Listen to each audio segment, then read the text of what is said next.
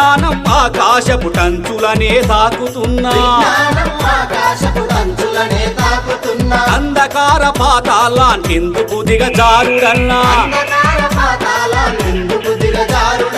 ఆధునికత అంటే మూగ జీవుల బలి చేయడమా ఆధునికత అంటే మూగ జీవుల బలి చేయడమా ఆటవికపు అలవాటను కొనసాగిస్తుండడమా